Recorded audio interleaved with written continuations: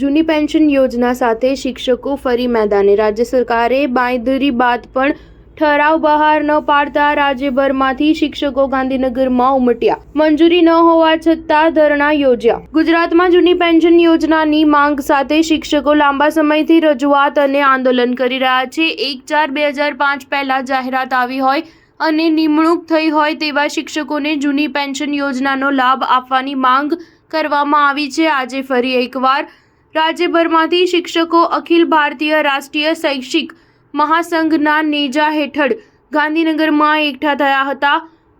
શિક્ષકોની રજૂઆત છે કે થોડા સમય પહેલા જ્યારે રાજ્ય સરકાર સાથે બેઠક થઈ ત્યારે સરકારે જૂની પેન્શન યોજના અંગે ઠરાવ કરવાની બાંયધરી આપી હતી, પરંતુ ઠરાવ ન કરતા આજે ધરણા પર બેસવું પડ્યું છે। જો સરકાર માંગણી ન સંતોષે તો ફરી આંદોલન છેડવાની ચીમકી ઉચ્ચારવામાં આવી છે। બીજી તરફ મંજૂરી આપવામાં આવી ન હોવા છતાં પણ શિક્ષકોએ ધરણા યોજ્યા છે। ગાંધીનગર સત્યાગ્રહ છાવણી ખાતે શિક્ષકોએ જૂની પેન્શન યોજના લાગુ કરવાની માંગ સાથે ધરણા શરૂ કર્યા છે। જૂની પેન્શન યોજના લાગુ કરવા માટે આજે શિક્ષકો ભેગા થયા છે।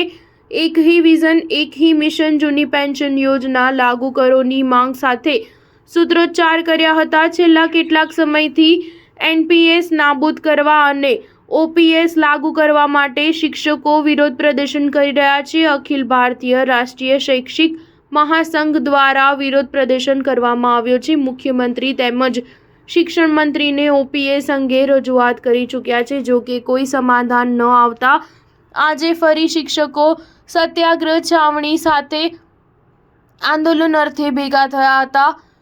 પ્રાંત મહિલા ઉપાધ્યક્ષ પલ્લવી પટેલે જણાવ્યું કે 2005 પહેલાની જે જૂની પેન્શન યોજનાને સરકારે અગાઉ ધરણા કાર્યક્રમ વખતે સ્વીકારી હતી, છતાં વારંવાર મહાસંઘ દ્વારા રજૂઆત કરી છતાં પણ લાગુ થઈ ન હતી, જેથી આજે ખૂબ મોટી સંખ્યામાં અમે ધરણા કર્યા છે। સ્ટાર ન્યૂઝ 7 હંમેશા સચ્ચાઈની સાથે।